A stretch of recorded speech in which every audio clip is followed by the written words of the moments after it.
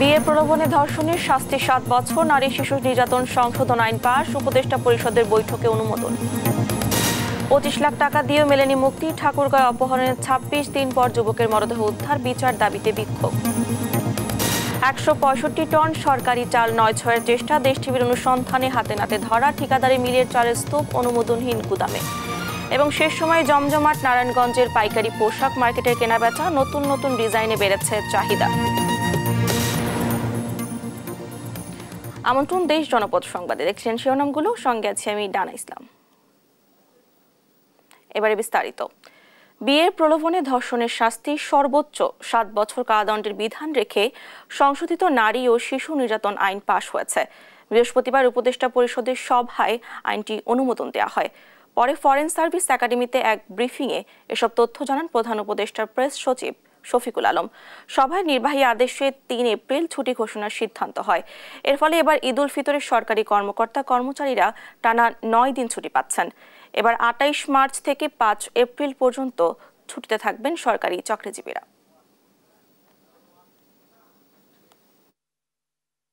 এই পুরো লটা এই জন্যই করা হচ্ছে যাতে বাংলাদেশ নারীদের জন্য একদম নিরাপদ, ওয়ার্ল্ডের একটা ওয়ান অফ দ্য মোস্ট নিরাপদ যাতে দেশ হয়।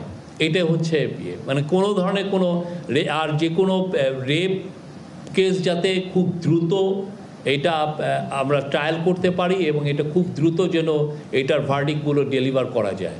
ফ্যাসিলিটেট করার জন্য যাতে নির্বিঘ্নে আপনারা বাংলাদেশের মুসলিম জনগোষ্ঠী যাতে নির্বিঘ্নে ঈদ পালন করতে পারেন সেই জন্য।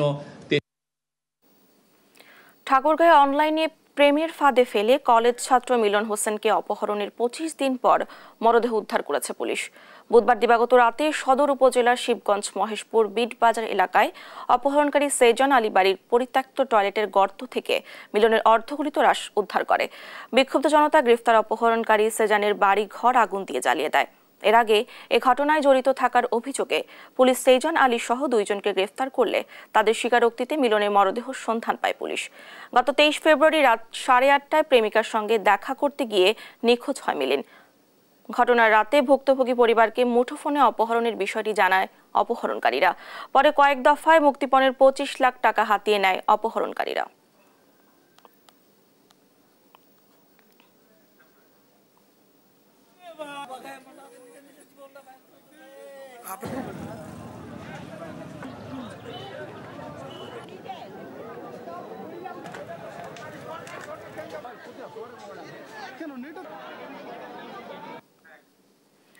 সারা দেশে ভোকেশনাল ও পলিটেকনিক থেকে পাশ করা প্রকৌশলীদের একই গ্রেডে অন্তর্ভুক্তির হাইকোর্টের নির্দেশনা প্রত্যাহারের দাবিতে সড়ক অবরোধ করে বিক্ষোভ করেছে পলিটেকনিক শিক্ষার্থীরা। এতে দেশের বিভিন্ন গুরুত্বপূর্ণ সড়কগুলোতে সৃষ্টি হয় তীব্র যানজট। পরে জেলা প্রশাসকের কার্যালয়ে গিয়ে স্মারকলিপি দেয় শিক্ষার্থীরা। দাবি আদায় না হলে কঠোর আন্দোলনের হুঁশিয়ারিও দেন তারা। সহকর্মীদের তথ্য ছবিতে টুম্পা ফজল রিপোর্ট।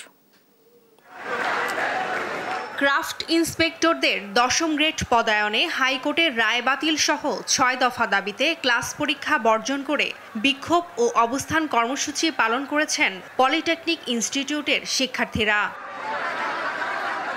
30 ভাগ ক্রাফট ইনস্ট্রাক্টর কোটা বাতিল সহ 6 দফা দাবিতে চট্টগ্রাম মহানগরীর 2 নম্বর গেট মোড়ে 2 ঘণ্টা সড়ক অবরোধ করে রাখে পলিটেকনিক শিক্ষার্থীরা। এতে সৃষ্টি হয় তীব্র যানজট। সিলেট নগরীর কোর্ট পয়েন্ট সড়ক অবরোধ করে শিক্ষার্থীরা। আন্দোলনকারীরা জানান 4 বছর ডিপ্লোমার পর তারা চাকরিতে 10ম গ্রেড পান, অথচ ভোকেশনাল থেকে এসএসসি ও এইচএসসি পাশ করে তারা একই গ্রেডে চাকরি পাবে, যা অযৌক্তিক। বরিশালেও কলেজ ক্যাম্পাস থেকে মিছিল নিয়ে নগরীর পুলিশ লাইন রোডে বিক্ষোভ করে শিক্ষার্থীরা। এদিকে ঢাকা টাঙ্গাইল যমুনা সেতু মহাসড়ক অবরোধ করে বিক্ষোভ করে পলিটেকনিক শিক্ষার্থীরা। মিছিল নিয়ে রাবনা বাইপাস সড়ক অবরোধ করলে সৃষ্টি হয় তীব্র যানজট। কুষ্টিয়া পলিটেকনিক ইনস্টিটিউটের শিক্ষার্থীরা বিক্ষোভ মিছিল নিয়ে শহরের গুরুত্বপূর্ণ সড়ক প্রদক্ষিণ করে। পরে জেলা প্রশাসকের কাছে স্মারকলিপি দেয় তারা। নওগাঁতেও একই দাবিতে বিক্ষোভ করেছে পলিটেকনিক শিক্ষার্থীরা। দাবি না মানা হলে সারা দেশে বৃহত্তর আন্দোলনের হুঁশিয়ারি দেন তারা। টুম্পা আফরোজ, নিউজ ডেস্ক, দেশ টিভি। এবার 165 টন সরকারি চাল পাওয়া গেল বগুড়ার নূর অটো রাইস মিলের গুদামে। মিলটি অবৈধভাবে গুদামজাত করে রেখেছে বিপুল পরিমাণ চাল। নূর অটো রাইস মিলে পাওয়া 165 টন চাল আনার কোনো চুক্তিপত্র নেই প্রতিষ্ঠানটির কাছে। তবু কিভাবে, কোথা থেকে এলো এই চাল? অনুসন্ধানে পাওয়া গেল বিপুল পরিমাণ এই চালের ঠিকাদার নীলফামারীর শামসুল হক অটো রাইস মিল। তাদের ইন্ধনেই গোপনে এই চাল গুদামজাত করে আসছে বগুড়ার নূর অটো রাইস মিল। বাজারে গোপনে বিক্রির পায়তারাও করছে প্রতিষ্ঠানটি। অনুসন্ধানের বাকিটা দেখুন রিপোর্ট। বগুড়ার নূর অটো রাইস মিল প্রতিষ্ঠানটিতে ঢুকতেই পাওয়া গেল কয়েকশো সাদা বস্তা ভর্তি চাল। এই চাল সরকারি একটি প্রতিষ্ঠানের, সব মিলিয়ে 165 টন। কিভাবে, কোথা থেকে সরকারি চাল ঢুকলো নূর রাইস মিলে? সংবাদকর্মীদের দেখে সাপাই গাইতে থাকলেন রাইস মিলের কর্মীরা। দেখাতে পারলেন না সরকারি চাল নিজেদের গোডাউনে রাখার কোনো নথি। দেশ টিভির সংবাদকর্মীদের দেখে চাল সরাতে ব্যস্ত মিল কর্মীরা। কেউ ট্রাকে উঠাচ্ছে, তা আবার তেরপালে ঢেকে রাখার চেষ্টাও করছে। শাক দিয়ে মাছ ঢাকার বৃথা চেষ্টা করেও গোপন করতে পারলেন না সরকারি চাল। কারখানার কর্মকর্তারা বলছেন, এই চাল নীলফামারীর শামসুল হক অটো রাইস মিলের। সরকারি চাল তাও জানি না, সরকারি বেসরকারি কিছু জানি না। আমাদের কথা হচ্ছে আমাদের এই গাড়ি থেকে এই গাড়ি মাল দিচ্ছে, আমরা নিয়ে যাওয়ার দায়িত্ব নিয়ে যাইতেছি। ওখান থেকে আমাদের এখানে পাঠাইছে, এই চালটা আবার শর্টার হবে, প্রসেসিং করে ওদের আবারকে আমাদের পাঠিয়ে দিতে হবে। 165 টন আজকে আসছে। আপনাদের সাথে আমাদের চুক্তিনামা আছে, দেশীয় পণ্য মানে বাজারজাতকরণ থেকে, বাজার থেকে কিনে নিয়ে এসে যে ধানটা নিয়ে আসবে সেটার সাথে আমাদের চুক্তিনামা আছে। সরকারি কোনো পণ্য ওনার সাথে আমার চুক্তি নাই। এবার শামসুল হক অটো রাইস মিলে যায় দেশ টিভির সংবাদকর্মী। সেখানে গেলে চোখ চরক গাছ। শামসুল হক রাইস মিল সরকারি প্রতিষ্ঠানটির সঙ্গে ঠিকাদারি গ্রহীতা হিসেবে চুক্তিবদ্ধ সরকারি এই চাল পরিষ্কার ও প্রক্রিয়াজাতের জন্য। কিন্তু সেই বিপুল পরিমাণ চালের কোনো অস্তিত্ব নেই শামসুল হক রাইস মিলটিতে। অথচ আইনত চুক্তি অনুযায়ী তাদের চাল কিভাবে গেল বগুড়ায়, সেই প্রশ্নের উত্তরে গোজামিল দেওয়ার চেষ্টা করে মিলের এই কর্মকর্তা। চাল তো আছে বলছে, নৌবহনী চালটা ক্যারি করে ওখানে আনছে, আমাদের কত গাড়ি আসছে, ওখান থেকে দাঁড়াইছে, চলে আসছে গাড়ি ওখানে। এই দেশ টিভিকে বগুড়ার নূর অটো রাইস মিলের সঙ্গে শামসুল হক রাইস মিল একটি চুক্তিপত্র দেখালেও সেখানে সরকারি চাল প্রক্রিয়াজাতের কথা উল্লেখ নেই। তাহলে অবৈধভাবেই দুটি রাইস মিল মিলে এমন কারসাজি করে আসছিল বহুদিন ধরে। আপন অপু, নিউজ ডেস্ক, দেশ টিভি। 8 বছরেও শেষ হয়নি এলেঙ্গা হাটিকুমরুল রংপুর মহাসড়কে এলেঙ্গা হতে যমুনা সেতু পূর্ব সড়কের 4 লেনে নির্মাণ কাজ। এতে প্রকল্পের মেয়াদ বেড়েছে 3 বার, ব্যয় বেড়েছে কয়েক গুণ। এবার ঈদে ঘরমুখো মানুষের চাপে মহাসড়কে যানজটে চরম ভোগান্তির শঙ্কা করছেন চালক ও যাত্রীরা। তবে প্রকল্প ম্যানেজারের দাবি, ঈদে 4 লেনের সুবিধা পাবে ঘরমুখো মানুষ। অভিজিৎ ঘোষের প্রতিবেদন, জানাচ্ছেন টুম্পা আফরোজ। টাঙ্গাইলের এলেঙ্গা থেকে যমুনা সেতু পর্যন্ত মহাসড়কে 4 লেনের কাজ হয়েছে মাত্র 40%। ঈদের আগে কাজ শেষ হওয়ার কথা থাকলেও বেশিরভাগ অংশে মূল সড়কের কাজ শেষ করতে পারেনি ঠিকাদারি প্রতিষ্ঠান। 2016 সালে 11,899 কোটি টাকা প্রকল্প ব্যয় ধরা হলেও 3 মেয়াদে তা বেড়ে দাঁড়ায় 19,056 কোটি টাকা। অর্থাৎ কাজ শুরুর পর প্রায় 77% খরচ বেড়েছে। ঠিকাদারি প্রতিষ্ঠানের গাফিলতি ও তদারকির অভাবকে দায়ী করে ঈদে কয়েক গুণ বেশি যানবাহনের চাপের শঙ্কা করছেন মহাসড়ক ব্যবহারকারীরা। আমরাও চাই রাস্তাটা ভালো হোক, অতি তাড়াতাড়ি ঈদের আগে ছেড়ে দেব। রোডের জ্যামটা কমবে, আমাদের যেসব ড্রাইভাররা আছে সিঙ্গেল রোডের জন্য পারাপারি করি, অনেক কিছুই করি, বাট এই রাস্তাটা ঠিক হলে আমাদের জন্য ভালো হবে। এলেঙ্গা আপনার সেতু পর্যন্ত যদি ক্লিয়ার হয় তাহলে আমরা নিশ্চিন্তার মধ্যে যাতে চলাচল করতে পারবো। এখান থেকে শুরু করে আপনার সিরাজগঞ্জ কোয়ার্টার পর্যন্ত আমি এখান থেকে শহরে ঢুকে যাই, ওপরে তো জ্যামটা বেশি থাকে। এখানে বেশিরভাগ কাজ বাকি থাকলেও ঈদে 4 লেনের সুবিধার কথা বলছেন এই কর্মকর্তা। ঈদে আমরা হলো যে 4 লেন, মানে 2 lane, existing 2 lane and new 2 lane, 4 lane চালু করে দেবো আমরা। কিছু হলো অ্যাসফাল্টিক ওয়ার্কের কাজ বাকি আছে, এটা আমরা হয়তো আগামী 2-3 দিনের মধ্যে এটা কমপ্লিট করে ফেলবো। ঈদে রেল লাইনের পাশে 3.5 মিটার প্রশস্ততা বাড়ানো হবে বলে জানায় যমুনা সেতু কর্তৃপক্ষ। নতুন রেল সেতুর কারণে আমাদের প্রায় 3.5 মিটার জায়গা অব্যবহৃত পড়ে আছে। এটা যদি প্রশস্ত করা যায় তাহলে সড়ক সেতু যে জায়গাটা, যে লেনটা প্রশস্ত হবে এবং এতে করে যে উদ্ধার কার্যক্রমে আমরা বাড়তি সুবিধা পাবো এবং গাড়ি চলাচলও গতিশীলতা আসবে। এদিকে মহাসড়কে ফিটনেসবিহীন যান চলাচল বন্ধ সহ প্রায় 700 পুলিশ ও স্বেচ্ছাসেবী দায়িত্ব পালন করবেন জানায় জেলা পুলিশ। এই রুগ্ন যানবাহনের ব্যাপারে আমাদের কিন্তু সুস্পষ্ট দিক নির্দেশনা, এইগুলো ব্যবহার করা থেকে একেবারেই বিরত থাকতে হবে। ম্যান পাওয়ার এখানে কিন্তু ডেপ্লয়েড থাকবে একেবারে টাঙ্গাইল জেলা পুলিশেরই, এবং এটার সাথে আরো সাপোর্টিং হিসাবে কিন্তু আরো অনেকেই থাকবে। আমি শুধু বলছি 24 ঘন্টা এখানে প্রায় 750 লোক এখানে এই মহাসড়কের উপর কিন্তু ডিউটি করবে। বিগত ঈদে 24 ঘন্টায় 55,000-এর বেশি যান সেতু পার হয়েছে। আর এলেঙ্গা থেকে যমুনা সেতু পূর্ব পর্যন্ত 13 কিলোমিটার সড়ক যেতে সময় লেগেছে 5 থেকে 6 ঘন্টা। নিউজ ডেস্ক, দেশ টিভি। পটুয়াখালীতে সংঘবদ্ধ ধর্ষণের শিকার জুলাই আন্দোলনের শহীদের কলেজ পড়ুয়া মেয়েকে দেখতে গিয়েছেন জাতীয় নাগরিক পার্টির আহ্বায়ক নাহিদ ইসলাম। বৃহস্পতিবার দুপুরে পটুয়াখালী সদর হাসপাতালে যান তিনি। এ সময় তিনি ভুক্তভোগীর খোঁজ খবর নেন এবং পরিবারের সদস্যদের সঙ্গে কথা বলে সার্বিক সহযোগিতা ও পাশে থাকার আশ্বাস দেন। পরে সংবাদ সম্মেলন করে পলাতক আসামিকে 24 ঘন্টার মধ্যে গ্রেফতার ও দ্রুত বিচারের দাবি জানান নাহিদ ইসলাম।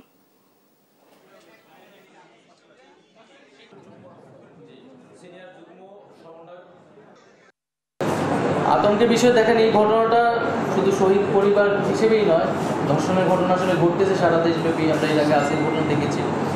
তো এটা সার্বিকভাবে দেশের জননিরাপত্তাটা নিশ্চিত করতে হবে, দেশের নারীদের নিরাপত্তাটা নিশ্চিত করতে হবে। এবং শহীদ পরিবারদের ক্ষেত্রে যে রাজনৈতিক, আমি যখন সরকারে ছিলাম সেই জায়গা থেকে আমি কাজ করেছি তখন, এবং আমাদের জায়গা থেকে আমরা আমাদের পার্টির পক্ষ থেকেও সরকারের সাথে এই বিষয়ে আমরা কথা বলেছি। ধামরাইয়ে গাঙ্গুটিয়া ইউনিয়ন বিএনপির সহ সভাপতি আবুল কাশেমকে কুপিয়ে হত্যার অভিযোগ উঠেছে। বৃহস্পতিবার দুপুরে ধামরাইয়ের জলসা এলাকায় এই ঘটনা ঘটে।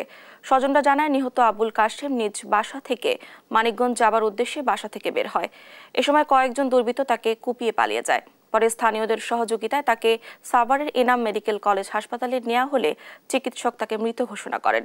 স্বজনদের দাবি, আবুল কালাম মারা যাবার আগে জলিল বাসেদ সহ কয়েকজন তাকে কুপিয়েছে বলে জানিয়ে যান।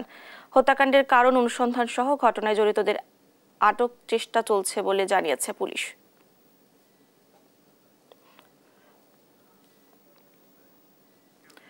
মাদারীপুরে বহুতল ভবন নির্মাণে অনিয়ম, কাজ না করে অতিরিক্ত বিল উত্তোলন সহ নানা অভিযোগ গণপূর্ত অধিদপ্তরে অভিযান চালিয়েছে দুর্নীতি দমন কমিশন দুদক। বৃহস্পতিবার সকালে দুদকের প্রধান কার্যালয়ের নির্দেশে এই অভিযান চালানো হয়। মাদারীপুর কার্যালয়ের সহকারী পরিচালক আক্তারুজ্জামান জানান, অভিযানে মাদারীপুর দুদকের অফিসের 7 সদস্যের টিম কাজ করে। অভিযোগের মধ্যে রয়েছে বহুতল ভবন নির্মাণে অনিয়ম, কাজ না করে অতিরিক্ত বিল উত্তোলন, বেশ কয়েকটি গেট নির্মাণের মালামাল নিয়ে নির্মাণ করা হয়েছে। এছাড়া সরকারি সমন্বিত 10 তলা ভবন ও 250 শয্যা জেলা সদর হাসপাতাল নির্মাণে অনিয়ম ও নিম্নমানের মালামাল সরবরাহ করে ঠিকাদারি প্রতিষ্ঠান। এসব অভিযোগ যাচাই বাছাই করা হচ্ছে। তথ্য প্রমাণ সংগ্রহ করে প্রয়োজনীয় আইনগত ব্যবস্থা গ্রহণ করা হবে।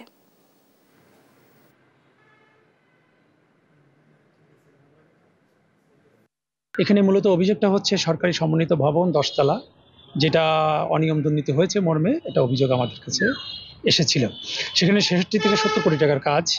এখানে আমরা বিভিন্ন কাগজপত্র, রেকর্ডপত্র খতিয়ে দেখছি, প্লাস একই সাথে তৎকালীন যে প্রধান নির্বাহী প্রকৌশলী জনাব কামরুল ইসলাম এবং তখন বর্তমান যে নির্বাহী প্রকৌশলী শাহরিয়ার হোসেন, উনিও তখন এসডি ছিলেন, ওনাদের বিরুদ্ধে ঘুষ দুর্নীতির একটি অভিযোগ আছে।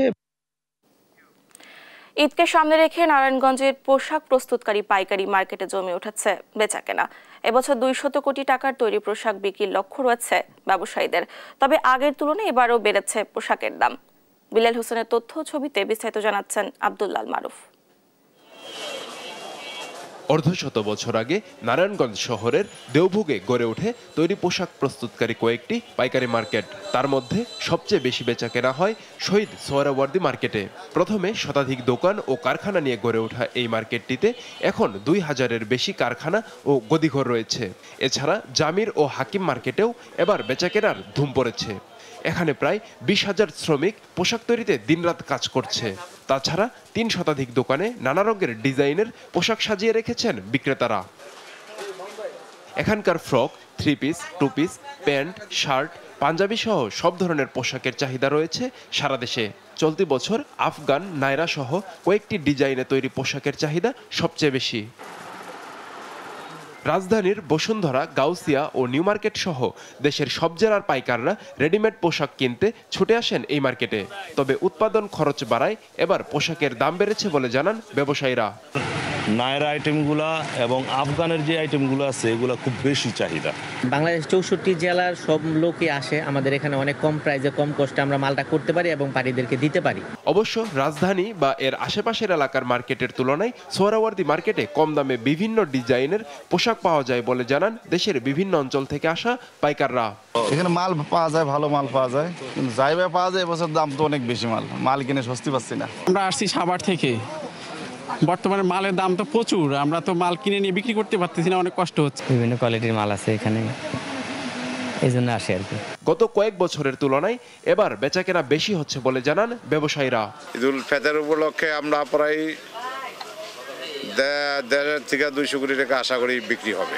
মার্কেটটা যদি সরকার আমাদেরকে যদি লাইসেন্স দিত তাহলে আমরা অনেক উপকৃত হইতাম। পাইকারি পোশাক বিক্রির এই মার্কেটে ঈদের 3 মাস আগে থেকে শুরু হয় পোশাক তৈরির কাজ, আর বেচাকেনা চলে 20 রমজান পর্যন্ত। নিউজ ডেস্ক, দেশ টিভি। ফেব্রুয়ারি মাসের বেতন ও ঈদের বোনাসের দাবিতে রংপুর সিটি কর্পোরেশনের প্রধান নির্বাহী কর্মকর্তাকে অবরুদ্ধ করে বিক্ষোভ করেছেন নগর ভবনের চুক্তিভিত্তিক কর্মচারীরা। কর্মচারীদের অভিযোগ, সরকারি সিদ্ধান্ত অনুযায়ী 23 তারিখের আগে বেতন বোনাস দেওয়ার কথা থাকলেও সিটি কর্পোরেশনের এক প্রশাসক এখনো সিদ্ধান্ত নেয়নি। দাবি আদায় না হওয়া পর্যন্ত কাজে না ফেরার ঘোষণা দেন তারা। এদিকে শিশুদের টিকা, নাগরিকত্ব সনদ দেয়া সহ সব ধরনের সেবা বন্ধ হয়ে পড়ায় চরম ভোগান্তিতে পড়ে সেবা নিতে আসা মানুষজন। প্রধান নির্বাহী কর্মকর্তা সন্ধ্যার আগে বৈঠক করে সিদ্ধান্ত নেওয়ার ঘোষণা দিলেও তা প্রত্যাখ্যান করে আন্দোলন চালিয়ে যান কর্মচারীরা।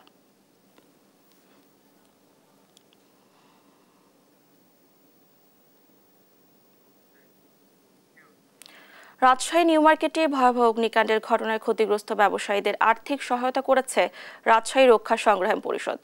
বৃহস্পতিবার সকালে ক্ষতিগ্রস্ত ব্যবসায়ীদের হাতে নগদ অর্থ তুলে দেন নেতৃবৃন্দ। এ সময় উপস্থিত ছিলেন রাজশাহী রক্ষা সংগ্রাম পরিষদের সভাপতি লিয়াকত আলী, সাধারণ সম্পাদক জামাত খান, আফজাল হোসেন, হাসান মিল্লাত।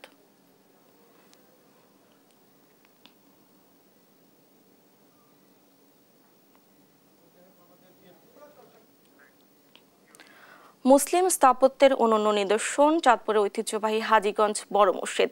বাংলা 1325 থেকে 1330 বঙ্গাব্দের মধ্যে হাজী আহমেদ আলী পাটোয়ারী রহমতুল্লাহ এর মসজিদটি নির্মাণ করেন তিনি।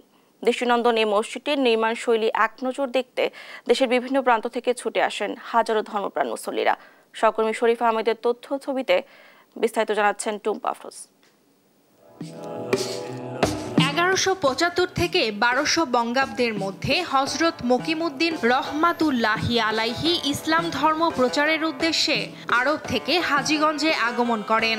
পরে তারই বংশের হাজী আহমদ আলী পাটোয়ারী রহমাতুল্লাহি আলাইহি বড় মসজিদের মেহরাব বা তৎসংলগ্ন স্থান জুড়ে মসজিদ নির্মাণ করেন। বর্তমানে হাজী আহমেদ আলী পাটোয়ারী রহমতুল্লাহি আলাইহের ওয়াকফর সম্পত্তিতে গড়ে উঠেছে হাজীগঞ্জ বড় মসজিদ কমপ্লেক্স। দোতলা বিশিষ্ট প্রায় 106 বছরের পুরনো বিশাল মসজিদের মেহরাবটি কাচের ঝাড়ের টুকরো নিখুঁতভাবে কেটে কেটে মনোরম ফুলের ঝাড়ের মতো আকর্ষণীয় নকশায় সাজিয়ে তোলা হয়েছে। মাঝের অংশটি আকর্ষণীয় পিলার ও ঝিনুকের মোজাইক দিয়ে নির্মিত। সুউচ্চ মিনারের চূড়ায় উঠতে মিনারের ভেতরে তৈরি করা হয়েছে সিঁড়ি। মসজিদটিতে নারীদের জন্য রয়েছে আলাদা নামাজের জায়গা। এ মসজিদে রোগবালাই থেকে মুক্তি লাভের আশায় ও বিভিন্ন কারণে মানত করতেও আসেন অনেকে। এই মসজিদে বাংলাদেশের বিভিন্ন জায়গা থেকে মানুষ নামাজ পড়তে আসে এবং মানুষ মনে করে এই মসজিদে 2 রাকাত নামাজ পড়ে আল্লাহর কাছে কোনো কিছু চাইলে তা মানুষের মনের আশা পূরণ হয়। ভারত থেকেও বহুত লোক এখানে নামাজ পড়তে আসে। প্রতি বছর জুমাতুল বিদার নামাজ আদায় করতে এই মসজিদে লাখো নারী পুরুষের সমাগম ঘটে বলে জানান মসজিদের খতিব। বিশাল আকারের জামাত হয় প্রতি জুমায়, এমনকি জুমাতুল বিদায় এখানে বলা হয় যে এক সময় উপমহাদেশের মধ্যে সবচাইতে বড় জুমার জামাত এখানে অনুষ্ঠিত হতো। মসজিদটির প্রথম ও দ্বিতীয় তলায় মিলে প্রত্যেক জুমায় প্রায় 20 থেকে 25,000 মুসল্লি নামাজ আদায় করেন। বিশেষ করে পবিত্র মাহে রমজানে তারাবির নামাজে প্রায় 5 থেকে 7,000 মুসল্লি একসাথে নামাজ আদায় করে বলে জানান মসজিদের মোতোয়াল্লি। মাহে রমজানে তারাবিতে প্রায় 5 থেকে 7,000 মুসল্লি একসাথে তারাবি নামাজ পড়ার সুযোগ হয়। আলহামদুলিল্লাহ, দূর দূরান্ত থেকে মানুষ নেক নিয়ত করে আসে এই মসজিদটি থেকে নামাজ পড়ার জন্য এবং আল্লাহ তাআলা তাদের এই নেক নিয়ত পূরণ করেন। এই মসজিদটি কেন্দ্র করেই হাজীগঞ্জ বাজার গড়ে উঠেছে। ঐতিহ্যবাহী এ মসজিদে অবিভক্ত বাংলার মুখ্যমন্ত্রী শেরে বাংলা একে ফজলুল হক, হোসেন শহীদ সোহরাওয়ার্দী, মাওলানা আব্দুল হামিদ খান ভাসানী সহ দেশ বরেণ্য অনেকেই নামাজ পড়েছেন। নিউজ ডেস্ক, দেশ টিভি।